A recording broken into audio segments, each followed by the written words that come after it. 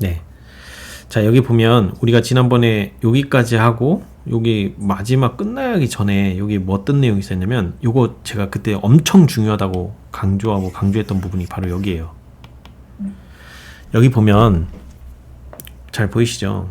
자, 율법은 의, 즉 의로운 생애, 완전한 품성을 요구하지만 인류는 그 요구에 미칠 수 없다. 인류는 하나님의 거룩한 율법의 요구를 충족시킬 수가 없다. 그러나 그리스도께서는 인간으로서 지상에 오셔서 거룩한 생애를 사시고 완전한 품성을 개발시키셨다. 그리스도께서는 그것을 받고자 하는 모든 자에게 값없이 선물로 주신다. 이 값없이 주시는 선물이 뭐라고요? 이 완전한 품성. 이 완전한 품성. 요거를 값없이 선물로 주실 건데 아무에게나 다 주는 게 아니고 뭐라고요? 그분의 생명은 사람들의 생명을 대신한다. 그리하여 그들은 하나님의 관용을 통하여 과거의 죄를 용서받는다. 그뿐 아니라 그리스도께서는 여기 보면 그것을 받고자 하는 모든 자에게 준다고 돼 있죠. 그래서 이 선물을 값없이 주신다고 하실 때 우리가 모두가 받는 게 아니라는 거예요. 그러니까 하늘에 갈 수 있는 그 하나님의 용서는 베풀어져 있어요. 근데 누가 이 용서를 받아들이고 자기가 그 하나님의 이 용서를 받아야 할 필요가 있다는 걸 깨닫고 나오는 자에게 이것이 필요한 거예요. 이해가 되시죠? 그러면 사람들 편에서 뭐가 있어야 돼요? 내가 하나님의 용서가 필요하다라는 걸 깨닫고 나오는 일이 있어야 돼요. 그래야 그것이 값진 선물이 되는 거예요. 근데 하나님의 용서의 필요를 못 느끼면 하나님의 그 선물이 나에게 값진 게 될까요? 안 될까요? 그래서 그들에게는 이것이 그다지 값어치 없는 걸로 보이는 거예요. 그래서 하나님께서는 누구에게만 주신다? 그것을 받고자 하는 모든 자에게. 그래서 여기 뭐가 들어가요? 받고자 하는 이라는 말이 꼭 들어가 있어요. 안 그랬으면 예수님의 십자가 사건으로 모든 사람들이 다 용서가 이미 다 됐다. 아니 그러면 왜 지금까지 2000년 동안 넘게 이 시간이 왜 필요해요? 다 하늘나라 갔어야지. 왜 죽어요? 근데 왜 죽는 사람들이 생기잖아요. 죄 때문에 멸망당해 죽는 사람들이 생기잖아요. 멸망당하지 말아야지. 그래서 이렇게 하나님의 용서를 필요로 하는 자들은 자기가 죄인이라는 사실을 깨닫는단 말이에요. 하나님 앞에 자기가 범죄했고 내가 죄인이구나 이제 봤더니 하나님 보시기에 내가 죄인이고 이 상태로 있다가 나는 하나님의 진노로 죽을 수밖에 없는 존재구나 라는 걸 깨달은 자들이 하나님 앞에 나와서 자기 죄를 자복하는 거예요. 내가 이런 죄인이었네요. 제가 그전까지는 몰랐어요. 근데 이제 보니 하나님 보시기에 이런 죄인이 나였군요 라는 걸 깨닫게 되는 거예요. 그러니까 그들에게 필요한 게 뭐예요? 하나님의 용서가 필요한 거예요. 그래서 여기 뭐래요? 그리하여 그들은 하나님의 관용을 통하여 뭐라고요? 여기는 분명히 뭐가 나와요? 과거의 죄에 대해서 용서받는다고 나와 있어요. 앞으로 내가 죄를 지었어. 근데 그 죄를 지은 걸 용서받을 필요를 느껴서 예수님 앞에 가서 자복하는 순간 하나님의 용서는 나에게 적용이 돼요. 근데 내가 가서 자복하지 않으면 그 자복의 필요를 못 느끼면 그 죄는 어디에 있어요? 내가 자복하지 않으면 그 죄는 나에게 여전히 남아있는 거예요. 그래서 우리의 싸움은 계속 이 마지막 말세 예수님이 재림하시기 전까지의 우리의 싸움은 뭐냐면 즉 정확하게 얘기하면 늦은 비를 받을 때까지 늦은 비를 받고 나면 이제 우리 더 이상 죄 안 지어요. 죄 지을 수 있는 우리 그 안에 원자폭탄 같은 그 죄덩어리가 우리 안에 있지만 이제 더 이상 그 유혹에 흔들리지 않는 상태가 돼요. 그게 늦은 비의 역할이에요. 내가 딱 그 상태 그대로 굳어지게 더 이상 마음이 바뀌거나 요동치지 않게끔 탁 고정을 시켜주는 게 늦은 비의 역할이에요. 그러면 내가 하나님께 지금까지 죄를 자복하면서 마음을 정결케 하는 그 하나님의 능력을 늘 받으면서 이렇게 살고 있었다라고 하면 그 상태가 유지가 된다는 거예요. 어떤 죄의 유혹이 와도 절대 흔들리지 않는 상태가 돼요. 흔들리지 않는데 유일하게 그들이 두려워하는 건 뭐다? 딱 하나. 혹시 내가 용서받지 못한 죄가 있었는가? 나 하나님 앞에 자복하지 못한 죄가 남아있나? 이게 그들을 두렵게 하는 이유예요.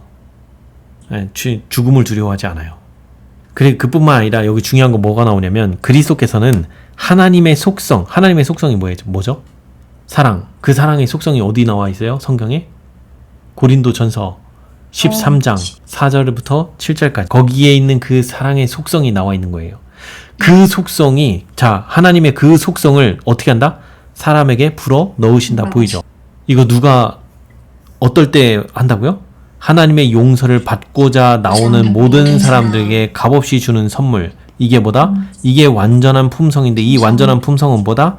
하나님의 속성이다. 하나님의 속성은 뭐다? 사랑이다. 그 사랑을 우리에게 불어넣어 주신다. 요거예요. 여기가 성경의 모든 진리를 다 표현하고 있어요. 우리가 반드시 깨닫고 절대 까먹지 말고 잊지 말아야 될 게 바로 여기에 있는 이 내용이에요. 이게 제일 중요합니다. 이게 구원받는 데 있어서 가장 중요한 거예요. 그래서 우리가 예수님 여기 지금 불어넣어 주시는 분이 누구예요? 그리스도. 아버지 하나님도 아니고 아들 하나님이셨던 예수님께서 즉 그리스도께서만이 우리에게 이 하나님의 속성을 불어넣어 주실 수 있어요. 그럼 성령께서 우리 마음을 바꿔주시는 거예요? 그리스도께서 바꿔주시는 거예요? 그리스도께서. 그럼 성령께서는 무슨 역할을 하셔요? 성령께서는 이 예수님을 만나게끔 하시는 거예요. 우리가 죄인이라는 사실을 깨닫게 하시고 그 죄 문제를 가지고 예수님 앞에 가게끔 해주시는 게 성령께서 하시는 거예요. 그래서 예수님 앞에 나가서 우리가 죄를 자복하면 예수님이 뭐 하신다고요? 하나님의 속성을 우리에게 불어 넣어 주신다고요. 그래서 우리의 마음이 바뀌고 우리의 말과 행동이 바뀔 수 있는 게 이것 때문에 가능한 거예요. 우리 시대의 소망 50장 가봐요.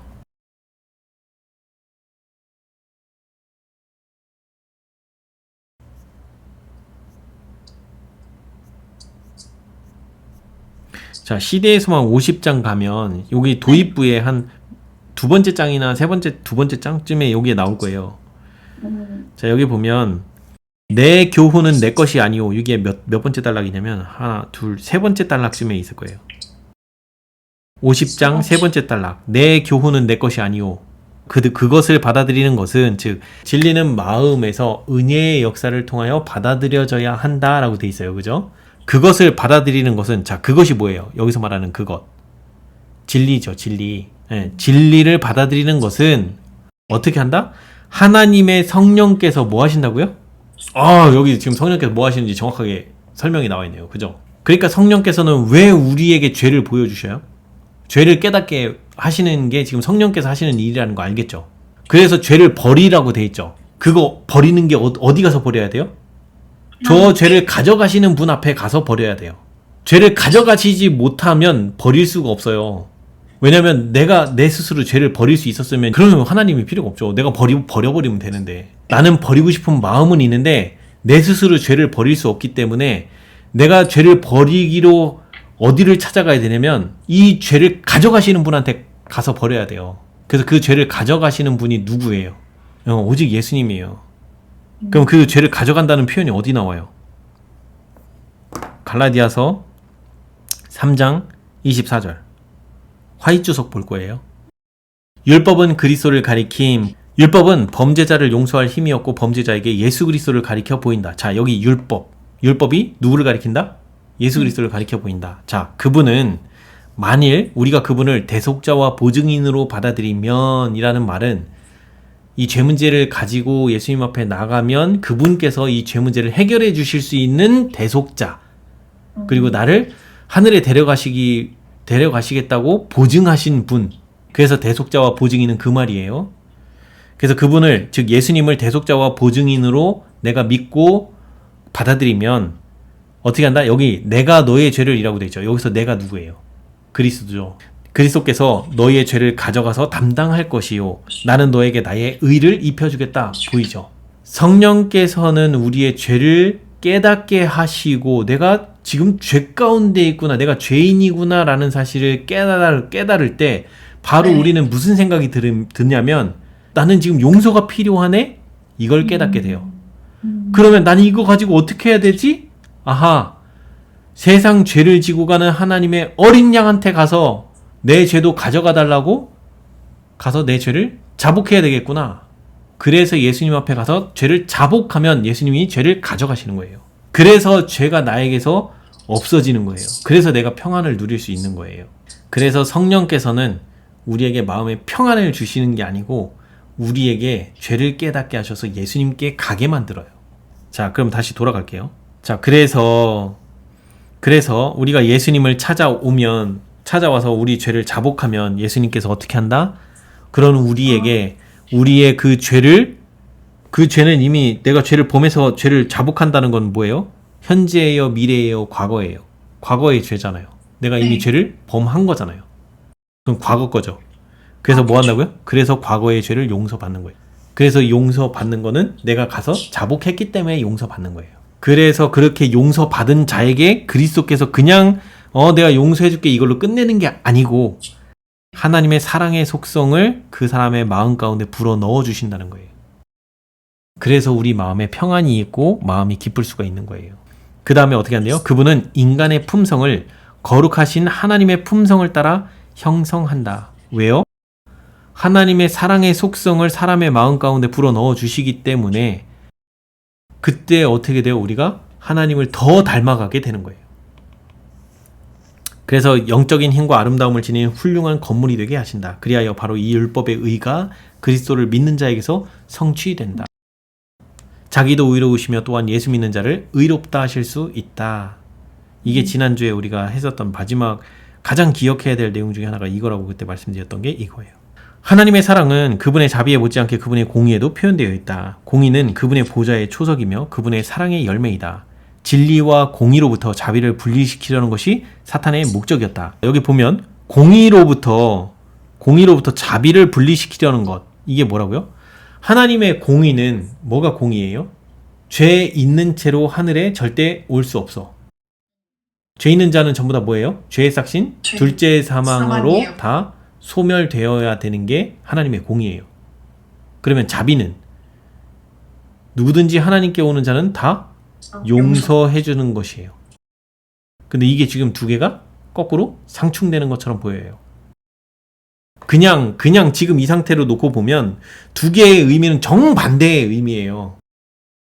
하나는 용서해 줘야 되는데 하나는 죄인에겐 절대 죄인의 죄는 죄의 결과인 그 죄의 삭신 사망, 둘째 사망을 반드시 당해야 된다는 게 공의란 말이에요. 그러니까 이 두 개는 가만히 놓고 보면 그냥 충돌로 보여요. 절대 이게 하나로 연합이 될 수가 없어요. 근데 이 둘을 연합시킬 수 있는 유일한 방법은 딱 하나라고요. 저 공의가 요구하는 그 둘째 사망의 값을 누군가가 치르면 되는 거예요. 누구를 대신해서? 범죄한 모든 인류를 대신해서. 아담 플러스 아담과 하와 플러스 아담 이후로 태어나는 모든 인류를 대신해서 저 공의를 충족시키면 되는 거예요. 원래는 각 개인들이 전부 다 둘째 사망을 당해야 되는 게 하나님의 공의란 말이에요. 공의의 요구는 그거예요. 근데 그 모든 인류를 대신해서 그들의 그 모든 생명을 다 그 생명의 값만큼 그 지불을 할 수 있는 자가 유일하게 이 공의를 충족시킬 수 있어요. 그래서 누구만이 가능한 거예요? 그래서 창조주만이 이 공의를 충족시킬 수 있는 거예요. 왜냐, 그 창조주께서 모든 피조물에게 생명을 주시고 계시잖아요. 그래서 둘째 사망은 결국 뭐예요? 창조주께로부터 생명을 영원히 못 받고 끊어진 거예요. 그게 둘째 사망인 거예요. 존재의 소멸은 그래서 일어나는 거거든요. 그러니까 그 모든 생명을 공급해주고 계시는 그 하나님, 창조주 하나님이시라면 그 창조하신 피조물의 모든 생명의 값을 치르고도 남는다는 거예요. 그래서 공의가 충분히 충족하고도 남아요. 그래서 유일하게 희생 제물이 필요한데 그 희생 제물은 누구밖에 될 수 없다? 창조주. 그러나 지금 여기에서 그 우리 부조화 선지자에서 읽어왔지만 창조를 아버지는 계획만 하시고 그 창조를 아들께서 실행을 하셨어요.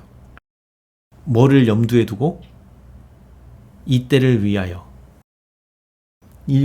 언젠가 한 번은 피조물에게 타락이 일어날 걸 하나님이 내다보시고 아셨고 예수님께서 그런 일이 일어날 때 자기가 희생 제물이 되겠노라 하시면서 아버지께서 계획하신 창조를 직접 그대로 계획하신 그대로 창조를 행하신 거예요. 그래서 예수님만이 이 공의를 충족하실 수 있는 유일한 조건을 갖고 계신 거예요. 그래서 여기 보면 사탄은 그래서 이 공의와 자비는 절대 양립할 수 없습니다. 어떻게 하나님이 공의롭고 자비로울 수 있습니까? 두 개의 의미는 상충하기 때문에 절대 이 둘은 공존할 수 없습니다. 이게 사탄의 주장이에요. 그래서 사탄이 뭘 몰랐어요? 저 공의를 충족시킬 수 있는 방법이 있다는 걸 몰랐어요. 이게 사탄이 멸망당한 이유예요. 사탄은 하나님의 율법의 의가 평화의 적이 된다는 것을 밝혀보려고 애써왔다. 대쟁투를 하는 동안 하나님의 율법의 의라고 하는 이 의가 평화를 주는 거라는 거를 부정하려고 애써왔다는 거예요. 그래서 하나님의 율법의 의라는 게 이게 뭐예요? 이게 바로 하나님의 속성, 그게 뭐다? 사랑이라는 거예요. 오직 하나님의 사랑만이 모든 피조물에게 마음에 참된 쉼과 평화를 준다는 거예요. 그 하나님의 사랑을 받지 못하는 순간부터 그 모든 피조물들은 불행으로 달려가는 거예요. 그걸 누가 증거했어요? 사탄이. 사탄은 고의적으로 하나님의 그 사랑을 내던지고 반역하고 나왔단 말이에요. 그래서 사탄이 하는 모든 짓이 뭐예요? 모든 피조물에게 멸망으로 인도하는 슬픔과 두려움과 고난과 시련과 이 모든 건 다 어디서 온다? 사탄에게서. 거기에는 절대 평화와 행복이 없다. 그러나 하나님의 계획에는 이것들이 서로 분리될 수 없도록 단단히 결합되어 있으므로 이게 뭐예요? 공의와 자비. 공의와 자비는 절대 분리될 수 없도록 단단히 결합되어 있으므로 공의는 자비 없이 존재할 수 없다는 사실을 그리스도께서 보여주셨다. 긍휼과 진리가 같이 만나고 의와 화평이 서로 입맞추었다. 이게 십자가에서 예수님을 통해서 비춰진 공의와 자비는 공존할 수 있다는 걸 증명하신 거예요. 어떻게요? 죄 없는 하나님의 아들이신 예수님께서 모든 인류의 죄짐을 대신 짊어지시기만 했는데도 불구하고 하나님께서는 그 아들이신 예수님에게 둘째 사망을 경험하게 하셨어요. 죄 있는 채로는 죄 짓지 않았던 아들께서 다른 사람의 죄를 대신 짊어지기만 했어도 하늘에 올 수 없다라는 것을 십자가에서 둘째 사망을 경험하게 하심으로 인해서 그거를 선포했다고요. 그래서 예수님이 모든 인류의 죄짐을 다 짊어지시고 둘째 사망을 대신 당하셨기 때문에 모든 인류에게는 하나님께서 마음껏 용서하실 수 있어요. 왜요? 모든 인류의 죄짐을 누가 짊어지셨기 때문에? 죄의 싹신 그 둘째 사망, 모든 인류가 원래는 당했어야 될 그 죄의 싹신 둘째 사망을 예수님께서 대신 당하셨기 때문에. 그래서 하나님께서는 범죄하고 죄짓고 있는 저 불쌍한 인간들을 얼마든지 용서하실 수 있어요. 그들이 하나님의 용서만 받아들인다고 하면. 그래서 누가 이걸 빨리 깨닫고 하나님의 용서를 받아들이며 그 하나님의 그 크신 사랑과 이 은혜가 얼마나 귀한 건지를 깨닫고 하나님을 의지하고 찾고 나오는 자가 하나님 보시기에 얼마나 귀하고 예뻐 보이겠냐는 거예요. 그래서 우리가 이걸 이렇게 바라봐야 내가 죄를 범했어도 두려워하지 않고 하나님께 나갈 수 있어요. 그래서 십자가에서 예수님이 돌아가신 그 의미를 깊이 생각하고 바라봐야 되는 이유가 여기 있는 거예요. 우리가 죄를 범하면 기본적으로 죄인들은 두려워서 하나님 앞에 나가고자 하는 마음이 아니라 하나님을 더 등지고 멀리 가려고 해요. 이게 죄인의 속성이에요. 그런데 그 죄인이 자기가 죄인임을 깨닫고 알았고 하나님께서 우리의 우리의 이런 죄로 인해서 연약해서 죄를 지을 수밖에 없는 우리를 대신해서 그 죄의 삭신 둘째 사망을 당하시고 우리의 모든 죄를 용서해 주실 수 있는 이 상황에 우리가 놓였다는 사실을 내가 깨닫고 알았을 때 내가 죄를 범했어도 두렵지 않고 하나님께 나가서 자복할 수 있게 되는 거예요. 그래서 하나님의 사랑이 크다고 외치면서 범죄한 죄인들이 구약 성경이며 시편이며 곳곳에서 하나님은 의로우시도다. 다윗이 밧세바를 범하고 우리아를 죽였고 1년 동안 마음고생 무진장하고 죄책감에 짓눌려 살다가 선지자 나단이 와서 당신이 그 사람이로라 라고 하면서 그렇게 그 다윗의 죄를 정확하게 지적을 했을 때 다윗이 뭐라고 얘기해요? 옷을 찢으며 내가 주께만 범죄하였습니다 하면서 고백을 하잖아요. 그 1년 동안은 다윗도 두려워서 못 나갔어요. 하나님께 기도도 제대로 못할 정도로. 자, 이어서 가볼게요. 그리스도께서는 당신의 생애와 죽음을 통하여 하나님의 공의는 그분의 자비를 손상시키지 않을 뿐 아니라, 자, 여기 중요한 말 나오죠. 죄는 용서받을 수 있고 하나님의 율법은 의로우며 온전히 순종할 수 있다는 사실을 입증하셨다. 요게 사단이 거짓 주장했던 걸 모두 반박하는 말이에요. 여기 말. 사단이 뭐라고 얘기했어요? 죄는 절대 하나님은 절대 용서하시는 분이 아니잖아요. 라고 불효선자 1장에서 주장했어요. 그죠? 그리고 율법은 의로운 게 아니고 율법은 이기적인 법입니다. 왜 우리의 자유를 구속하십니까?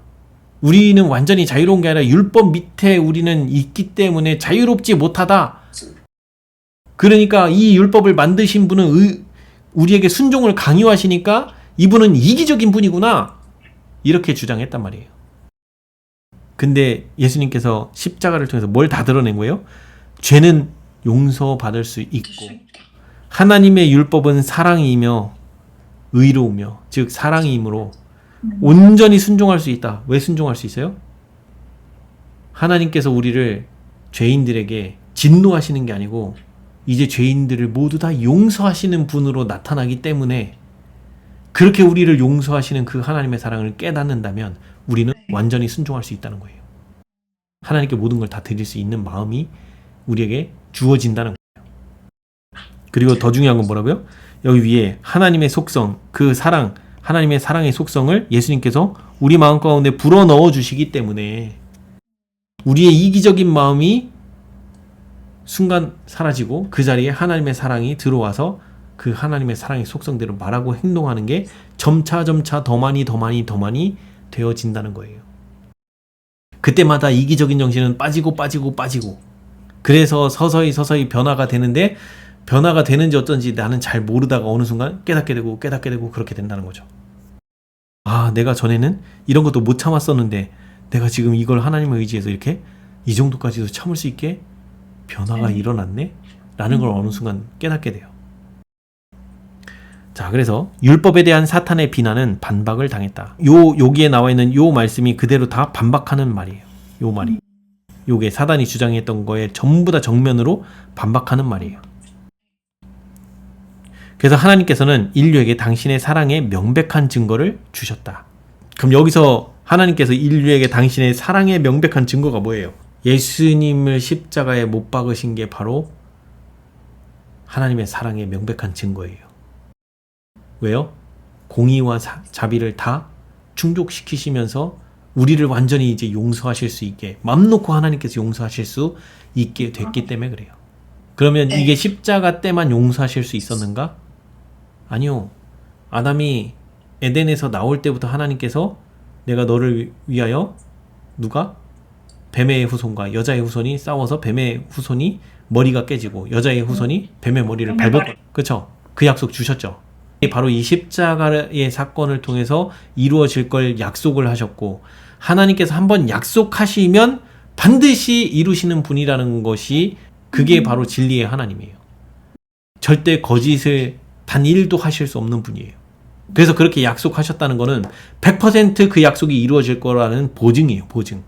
그래서 구약시대의 모든 4,000년 동안에 모든 사람들이 그 하나님의 약속을 의지하면서 살 수 있는 이유는 하나님은 신이시면서 단 하나도 거짓말을 하시는 분이 아니고 약속하신 모든 약속은 다 그대로 이루시는 분이라는 것을 증명하면서 오셨기 때문에 믿을 수 있는 거예요. 그리고 실제 그 약속대로 십자가 사건이 이루어졌고 그래서 그 십자가 사건을 통해서 죄에 있는 채로는 절대 하늘에 올 수 없고 반드시 둘째 사망을 당할 수밖에 없다는 것과 그리고 예수님이 십자가에서 우리 대신에 그 모든 인류의 죄짐을 다 짊어지시고 대신 둘째 사망을 당하셨기 때문에 모든 인류가 당했어야 될 그 둘째 사망의 값을 예수님이 다 치러 놓으셨기 때문에 우리는 하나님의 용서만 받으면 전부 다 영원히 살 수 있어요. 근데 누가 그 용서를 값어치 있게 받아들이고 필요로 하면서 하나님께 나오느냐, 이게 중요한 거예요.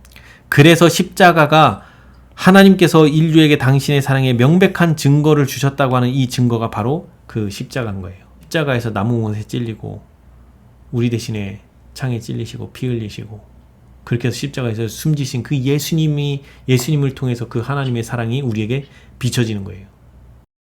우리 대신 죽음을 당하시고 우리 보고 살라고 그 하나님이 이미 용서하셨다고 그걸 믿고 받아들이라고. 그래서 우리가 죄 지을 때마다 뭐 하는 거예요? 예수님 앞에 나가서 자복하고 자복함과 동시에 예수님이 우리 죄를 가져가시고 내 마음에 하나님의 사랑을 넣어주셔서 내 말과 행동이, 내 마음이 바뀌고 내 말과 행동이 바뀌어지는 삶, 바뀌어지는 그 삶을 삶 속에서 경험하고 알아가는 거예요.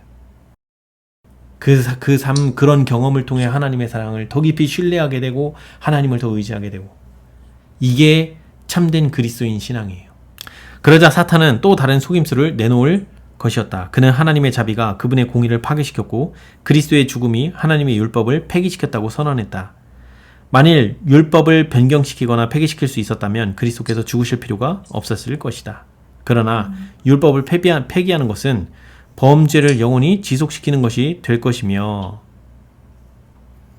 사탄의 지배하에 두게 될 것이다. 율법은 변함이 없으며 인류는 이 교훈에 순종함으로써만 구원받을 수 있기 때문에 예수께서 십자가에 달리셨던 것이다. 자, 여기 뭐라고요? 율법은 절대 변할 수 없다. 그러므로 모든 인류는 뭐 해야 된다? 이 율법에 순종하는 삶을 통해서만 뭐 할 수 있다? 구원받을 수 있다. 아시겠죠? 그러니까 우리 마음 가운데서 하나님의 사랑의 속성이 나오지 않으면 모두 다 죽은 자예요. 절대 구원 못 받아요. 아시겠죠? 네. 근데 그 하나님의 사랑이 내 안에 있냐는 거예요. 없잖아요. 없으니까 뭐 하라는 거예요? 예수님께 가서 그 사랑을 불어 넣어주시는 예수님 앞에 가서 나의 이기적인 거는 예수님이 가져가시고 그 하나님의 사랑을 나에게 불어 넣어 달라고 구해야 되는 거예요. 그래서 원하는 모든 자에게만 값없이 주신다고 하는 거예요. 그걸 구하러 오는 자들, 그들이 와서 하나님 앞에 기도로 구할 때 하나님의 사랑이 내게 필요하다고. 언제요? 내가 오래 참지 못하고 내가 승질이 나고 감정이 절제가 안 되고 막 교만한 마음이 올라오고 막 이런 여러 가지 이런 사탄의 정신들이 올라올 때마다 하나님께 그 사랑을 구해 받는 거예요. 그래서 내 마음이 바뀌어짐을 통해서 또는 바뀌어질 걸 믿고 행동을 하거나 그런 행동들을 통해서 내 마음에서 예전과 다른 말과 행동이 나와지기 시작할 때 그것이 하나님께서 내 마음에서 역사하셔서 내 말과 행동을 주관하시기 때문에 내가 그렇게 할 수 있는 거예요. 이렇게 될 때야 비로소 하나님의 사랑이 내 말과 행동으로 나가지는 거예요. 네. 그런 자들이 구원받는 거예요. 그러나 그리스도께서 율법을 확립하신 바로 그 방법을 사탄은 율법을 파괴한 행위라고 주장했다. 자, 이제부터 사탄이 이제 예수님이 십자가 사건을 통해서 뭘 파괴했다고 주장한다? 하나님의 율법을 파괴했다고 거꾸로 이제 거짓 주장을 또 만들어내요. 그러므로 이 문제를 놓고 그리스도와 사탄 사이의 대쟁투에 무슨 싸움? 마지막 싸움. 그래서 이 싸움이 지금 2000년 동안 벌어지고 있는 거예요. 근데 지금 2000년의 이 마지막 끝지점에 왔어요. 이 마지막 싸움이 이제 우리 앞에 있어요. 그래서 유일하게 전 세계 모든 종교 중에 유일하게 제7일 안식일 예수 재림 교회만이 10계명을 반드시 순종할 수 있는 10계명을 통해서 하나님의 사랑을 즉 계명을 지키는 자들로 양육되고 있는 거예요. 근데 하나님의 계명은 우리가 말과 행동으로 지킬 수 있어요, 없어요? 이건 오직 예수님이 우리의 마음을 변화시켜 주셔야만 지킬 수 있는 법이에요. 그런데 이거를 내가 지킨다라고 말하면서 열심히 행동으로 지키려고 노력하고 애쓰는 사람들 있죠. 그 사람들이 전부 다 율법주의예요. 누구 없이 하는 거예요? 예수님이 나에게 주시는 그 마음을 받아야만 지킬 수 있는 법인데 예수님께 그 마음을 받으러 가지 않고 내가 지키려고 하는 게 전부 다 율법주의예요. 그럼 이런 사람들의 특징이 뭐냐? 남에게 율법 지키라고 강요해요. 왜? 이거 지키는 원리를 모르기 때문에 그래요. 절대 나는 그 율법의 그 하나님을 사랑하고 내 이웃을 공경하고 안식일을 기억하여 거룩히 지키라, 뭐 간음하지 말라, 살인하지 말라. 예수님이 와서 재정의해 주셨죠. 간음.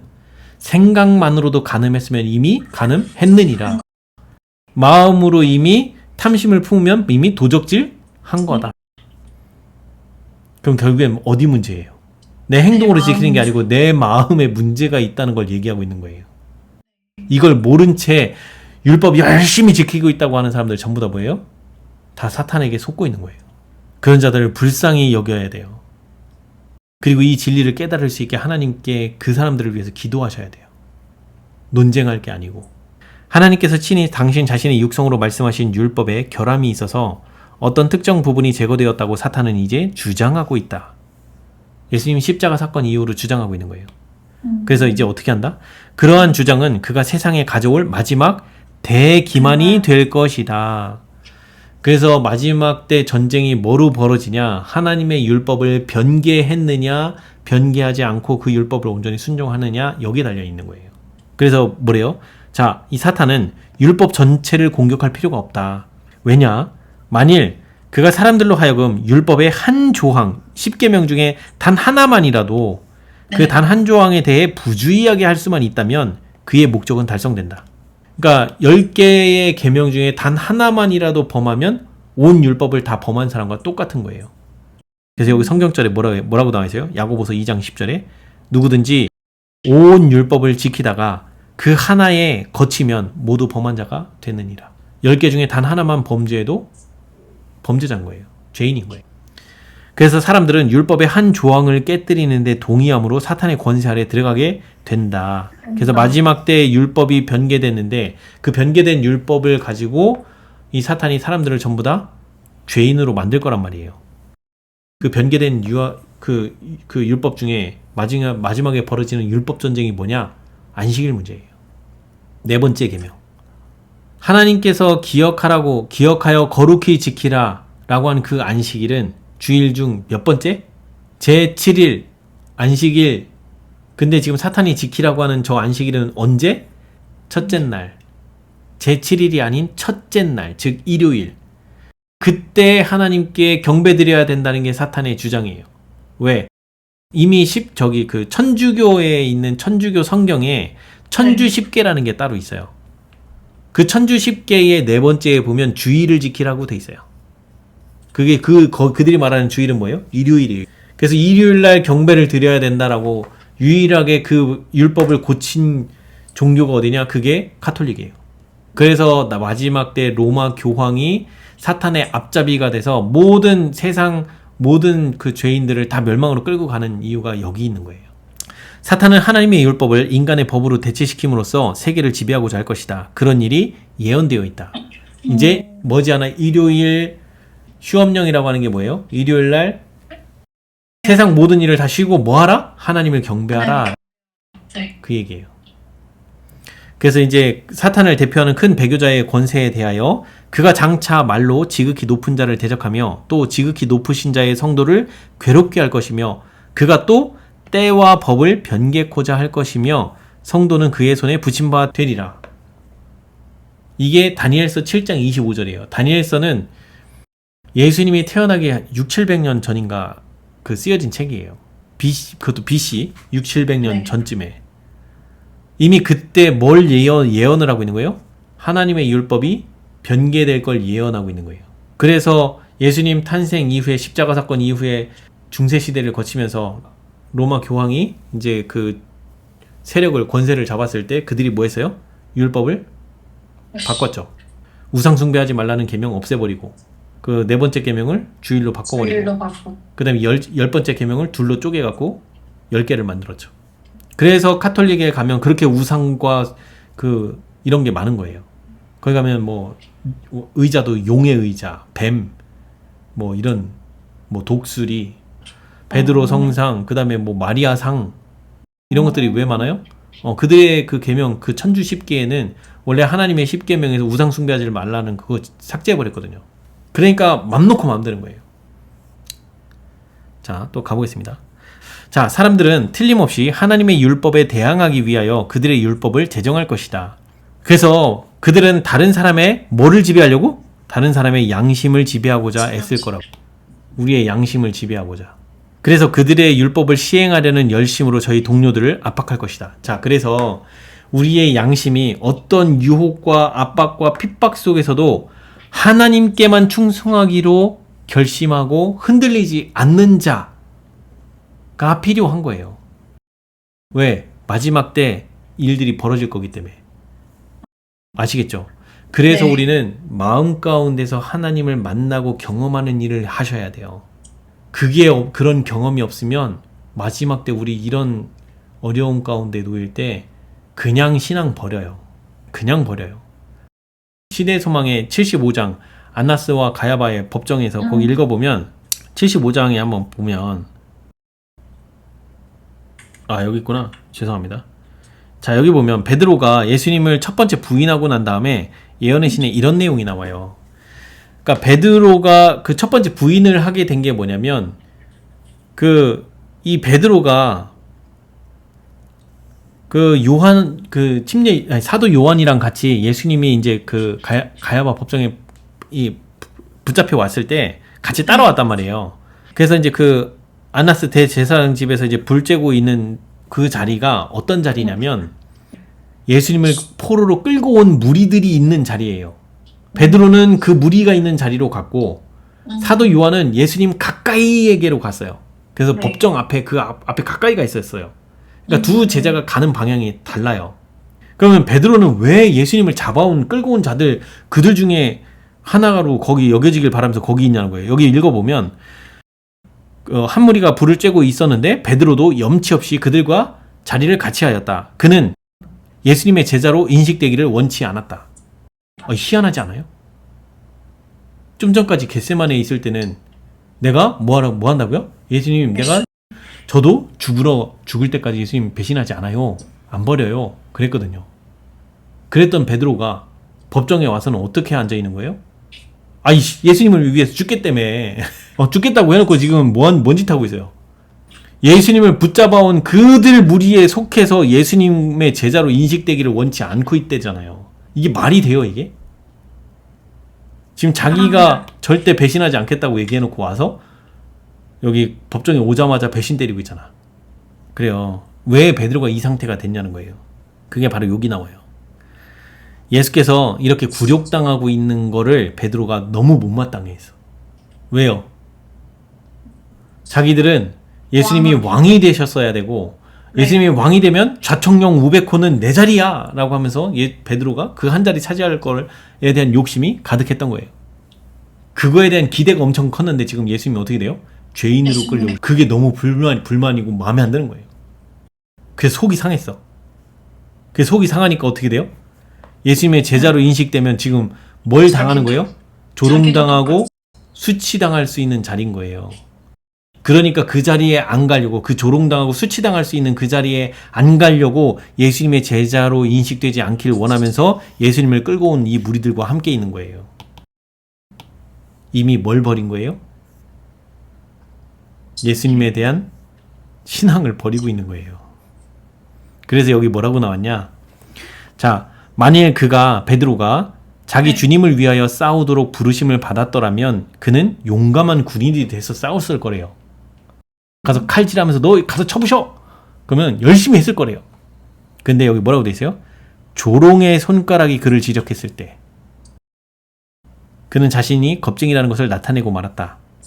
자, 이어서 많은 사람이 조롱을 받게 될 때에는 그들의 신앙을 뭐한다? 버린다. 이게 진리인 거예요. 결국엔 베드로도 똑같이 버리잖아요. 근데 우리 지금 다시 돌아가 보면 시대의 소망 79장으로 다시 돌아가 보면 여기 우리의 양심을 지배하고자 애쓰는 이 상황이 벌어진다고 할 때 좀만 더 읽어볼게요.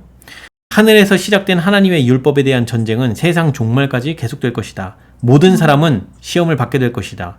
순종이냐 불순종이냐 불순종이냐는 온 세계가 결정해야 할 문제이다. 자, 모든 사람은 하나님의 율법과 사람의 율법 중에 어느 하나를 반드시 선택하라는 요구를 받게 될 거라는 거예요. 그걸 통해서 여기서 분리의 선은 그어질 것이며 오직 두 가지 부류밖에 없을 것이다. 하나님 편 아니면 사단 편. 순종하는 편 아니면 불순종하는 편. 그러면 여기서 이제 좀만 더 보면 모든 품성은 적나라하게 드러날 것이며 모든 사람은 저희가 충성의 편을 택했는지 아니면 반역의 편을 택했는지를 보여줄 것이다. 그때에 어떻게 한다? 끝이 이를 것이다. 하나님께서는 당신의 율법을 옹호하고 당신의 백성을 구원하실 것이다. 그래서 이 마지막 때 우리의 양심을 지배하고자 이런 일을 벌일 건데 하나님께 순종하고자 하는 무리가 많아요? 불순종하고자 하는 무리가 많아요? 순종하고자 하는 무리가 극소수고 불순종하고자 하는 무리가 전 세계 거의 대다수예요. 그 대다수가 이 순종하고자 하는 무리에게 잘하네 라고 칭찬할까요? 아니면 욕하고 저주할까요? 우리가 세상의 모든 이 재난과 불행의 근원이 우리라고 하면서 우리를 욕하고 조롱하고 손가락질하고 우리를 죽이려고 할 거예요. 그래서 우리의 마지막 때 신앙은 그 엄청난 전 세계에서 받는 그 비난과 조롱 속에서도 흔들림 없이 설 수 있느냐 없느냐에 달려 있어요. 근데 나 스스로는 절대 그렇게 흔들리지 않게 서 있을 수 없어요. 반드시 누가 필요해요? 하나님이 반드시 필요합니다. 그래서 우리에게는 성령 충만한 마음으로 서야 돼요. 그래서 늦은 비인침을 받고 나면 성령께서 우리와 함께 하세요. 그 야곱의 환난까지 전부 다 그 끝날 때까지 성령 하나님께서 드디어 우리에게 우리 마음의 성소에 임하시고 그 하나님과 같은 사상이 되게끔 우리를 인도하시고 이끄시기 때문에 어떠한 우리의 육체적인 욕구나 이거에 굴복하지 않아요. 그리고 저런 양심의 지배에도 휩쓸리지 않을 수 있게 돼요. 그리고 당당하게 죽음을 각오하고서도 하나님의 바른 기별을 외칠 수 있는 두려움 이런 거 없이 용기 있게 외칠 수 있어요. 그래서 늦은 비인침이 그렇게 중요한 거예요. 근데 그 인침을 받으려면 뭐 하고 있어야 돼요? 하나님의 용서를 내가 값어치 있게 느끼고 나의 죄를 늘 하나님 예수님 앞에 나가서 자복함으로 예수님께서 그 죄를 가져가시게끔. 누가 그거 잘하고 있느냐? 내 마음 바뀌게끔 예수님께 의지하러 나가는 거 얼마나 잘하고 있느냐. 밥 먹듯이 습관적으로 얼마나 잘하느냐. 여기 달려있어요. 그 사탄과 그의 반역에 가담한 자들은 모두 끊어질 것이다. 죄와 죄인들이 다 파멸될 것이다. 뿌리와 가지, 즉 뿌리인 사탄과 가지들인 그를 따르는 자들이 그렇게 될 것이다. 내 마음이 하나님의 마음 같은 채하였으니 너 덮는 구루바 내가 너를 화강석 사이에서 멸하였도다. 내가 경계거리가 되고 내가 영원히 다시 있지 못하리로다. 악인이 없어지리니 내가 그곳을 자세히 살필지라도 없으리로다. 본래 없던 것 같이 되리라. 여기에 있는 요 본래 없던 것 같이 되리라 이게 뭐예요? 이게 영원한 소멸을 말하고 있는 거예요. 소멸. 그래서 둘째 사망은 완전한 소멸이에요. 그렇게 되는 것은 하나님께서 독재적인 권력을 휘두르기 때문이 아니다. 하나님의 뭐를 거부했다? 자비. 하나님의 자비는 뭐라고요? 죄인들에게 베푸시는 하나님은 용서. 근데 그 용서에는 한계가 있다. 그 용서를 받아들일 가능성이 단 1%도 없이 0%가 되는 순간 하나님의 자비는 더 이상 베풀어지지 않는다. 그럼 그때부터 하나님의 공의가 작동이 돼서 이제 내버려둠을 당하는 거. 내버려둠을 당하면 어떻게 해요? 하나님의 보호의 손길이 미치지 않고 사탄이 마음껏 휘두를 수 있는 상태로 바뀌어요. 그러면 무슨 미친 짓을 할지 몰라요. 몰라죠. 그래서 하나님의 자비를 거절한 자들이 저희가 뿌린 것을 거두는 것이다.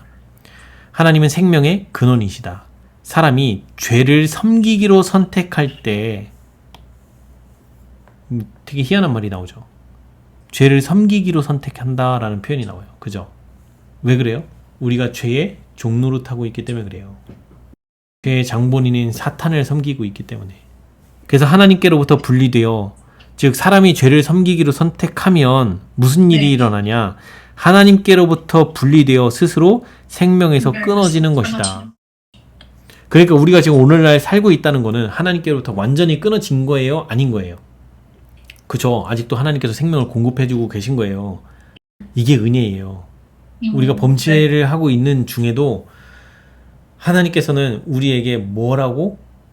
돌아오라고 호소하시면서 우리에게 아직 생명을 공급해주고 계셔요. 그 이야기인 즉슨 아직 돌아갈 수 있는 가능성이 있기 때문에 하나님께서 우리에게 계속 생명을 공급해 주시면서 돌아오라고 호소하시는 거예요. 그리스도께서는 그런 사람은 하나님의 생명에서 떠나 있도다. 무릇 나를 미워하는 자는 사망을 사랑하느니라 고 말씀하신다. 하나님께서는 저희가 자신들의 성격을 개발시켜 그 본질을 드러낼 때까지 그들을 생존하도록 허락하신다. 보이죠? 그래서 최종적으로 변화될 가능성이 없는 사람과 변화될 가능성이 있었던 사람이 하나님을 만남으로 인해서 변화되기 시작해서 최종적으로 변화됐을 때 어떤 사람이 될 수 있는지 그 극한이 서로 보여지는 거예요.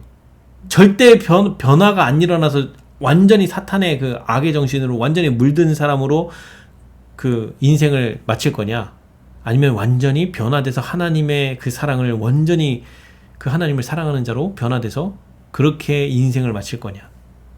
자, 그것이 이루어진 후에 그들은 자신이 선택한 것의 결과를 거두게 된다. 왜요? 스스로 하나님께로부터 분리되어 스스로 떠났기 때문에. 그래서 우리가 죄를 지으면 하나님께 가까이 가는 게 아니고 하나님께로부터 멀리 도망가려고 하는 게 죄의 속성이에요. 그래서 우리에게는 뭐가 필요한 거예요? 하나님에 대한 오해부터 해결을 하셔야 돼요. 그래서 우리가 하나님이 이미 십자가에서 우리를 위해서 모든 용서를 베풀 수 있는 준비가 다 끝나 있어서 이미 용서가 다 주어져 있는데 내가 그걸 깨닫느냐 못 깨닫느냐 여기에 달린 거예요. 그래서 이미 하나님께서 이미 우리의 모든 죄짐을 예수님을 통해서 다 죄값을 지불을 하셨고 우리를 위해서 이미 용서를 다 베풀어 놓으셨어요. 그런데 문제는 뭐가 문제예요? 그 용서를 필요로 하는 자, 즉 내가 하나님 앞에 범죄한 죄인으로서 내가 용서받아야 되는구나, 내가 지금 이 상태로 멸망당할 수밖에 없구나, 이걸 빨리 깨닫고 하나님 앞에 나와서 저 하나님의 용서가 필요합니다, 저 이런 죄인 맞아요 라고 자복하는 그들을 하나님은 그 용서가 그들에게 간합되게끔 그들의 마음을 변화시켜 주시고 하나님의 사랑을 넣어 주시기 시작하고, 그러면서 더 변화될 수 있는 이런 일들이 계속 벌어지는 거예요. 자, 사탄과 그와 연합한 모든 자가 반역의 생애를 통해서 하나님과 조화될 수 없는 곳에 자기 자신을 둠으로 인해서 하나님의 임재는 그들에게 삼키는 불이 될 것이다. 사랑이신 그분의 영광이 그들을 멸할 것이다. 그래서 나중에 집행심판 때 하나님께로부터 이런 영광의 빛이 모든 죄인들의 죄를 찾아서 불태우시는데 죄와 함께 있는 그들조차도 같이 불타는 거예요. 그래서 예수님께서 우리의 죄를 가져가시게끔 우리가 가서 자복해야 되는 이유가 여기 있는 거예요. 나중에 하나님께서 죄를 불태우실 거기 때문에. 아시겠죠? 그러니까 내가 지금 죄와 함께 있으면 돼요, 안 돼요? 그 죄가 나에게서 빨리 내가 버려야 되는데 나는 죄를 버릴 수가 없어. 그러니까 내 죄를 가져가시는 분 앞에 가서 내 죄를 자복하는 일이 그래서 중요한 거예요. 그럼 예수님이 그 죄를 가져가시고 나중에 그 모든 죄를 사탄에게 다 던져서 그 모든 죄가 있는 모든 것을 다 불태우실 거예요. 그래서 마지막 둘째 사망 때 일어나는 자들이 전부 다 죄에 있는 채로 같이 일어난단 말이에요. 그러니까 하나님께서 죄를 불태우시는데 그들이 죄를 하나님께, 예수님께 드린 적이 없기 때문에 그 죄가 자기에게 있기 때문에 그 죄 때문에 자기도 불타서 영원히 소멸당하는 거예요. 그러니까 하나님께서 얼마나 우리에게 애소하셔요. 너희 와서 회개하라고, 자복하라고. 왜 그 회개하라는 말이 이제는 복음으로 들리세요? 죄와 함께 있지 마라, 불타 죽는다, 제발 와서 그 죄를 자복해라, 내가 그거 가져가 줄게, 네가 자복해야 내가 가져갈 수 있어, 이 얘기 하시는 거예요. 제발 불타 죽지 말라고. 그래서 스가랴서 3장 1절부터 5절까지에 있는 이는 불에서 꺼낸 그슬린 나무가 아니냐, 다 불타서 죄가 되기 전에 하나님께서 끄집어내시는 게 그게 바로 구원인 거예요. 그래서 우리에게 죄를 빨리 와서 회개하고 죄를 자복하라고 얘기하시는 거예요. 그 죄 붙들고 있다가 사단에게 당해서 결국에는 완전히 사단의 정신으로 물들어서 사단과 함께 소멸당할 수 있는 그런 위치에 두지 말라는 거예요. 대쟁투의 초기에 천사들은 그 사실을 깨닫지 못했다. 만일 그때에 사단과 그의 군대가 저희 죄의 결과를 몽땅 다 거두도록 버려두었더라면 그들은 멸망하고 말았을 것이다. 그러나 그렇게 만약에 사단과 그 무리들이 그때 멸망을 당했다라고 하면 그것이 피할 수 없는 죄의 결과라는 사실을 하늘의 존재자들에게는 분명하게 나타내 보이지 못했을 것이다. 즉 하나님은 이기적인 분으로 여전히 그 이기적인 분 맞나? 라는 물음표가 해결이 되지 않을 뿐만 아니라 하나님의 이 율법은 정말 우리에게 자유를 주고 우리를 행복하게 하는 것인가에 대한 물음표가 해결이 안 된다고요. 그리하여 하나님의 선하심에 대한 의심이 악한 씨앗처럼 저들의 마음속에 남아있어서 결국에는 죄와 저주의 치명적인 열매를 맺을 것이다. 또다시 대쟁투가 벌어질 거라는 거예요. 그래서 하나님께서 결국에 한 번은 대쟁투가 벌어질 걸 하나님은 아셨어요. 그래서 이 대쟁투를 통해서 온 우주가 적나라하게 죄가 어떤 건지를 전부 다 알고 그 죄가 끝까지 어떤 결과를 맺게 되는지 그 끝까지를 완전히 다 보게 하시는 이유가 이거예요. 다시는 이 한 번으로 족한 거예요. 이 대쟁투는 이 한 번으로. 다시는 이와 같은 일이 벌어지지 않게 하시기 위해서 죄의 밑바닥을 다 드러내시는 거예요. 그러나 대쟁투가 끝나게 될 때에는 그렇지 않을 것이다. 그때에는 구속의 경륜이 완성되며 하나님의 성품은 창조함을 받은 모든 지적 존재자에게 드러나게 될 것이며 하나님의 율법의 교훈은 완전하고 영원 불변하다는 것이 알려질 것이다. 그때의 죄는 그 본성을 드러내고 사탄은 그의 성격을 드러내게 될 것이다. 그때의 죄가 근절됨으로 인하여 당신의 뜻을 행하기를 즐거워하고 저희 마음속에 당신의 율법이 있는 우주의 거민들 앞에서 하나님의 사랑이 옹호되고 그분의 영광이 확립될 것이다. 그러므로 천사들이 구주의 십자가를 바라보고 기뻐하는 것은 당연하였다. 영원히 죄가 없어질 것이 이제 완전히 보장됐고 끝났기 때문에. 사탄의 멸망이 확정됐기 때문에 그래요. 십자가 사건을 통해서.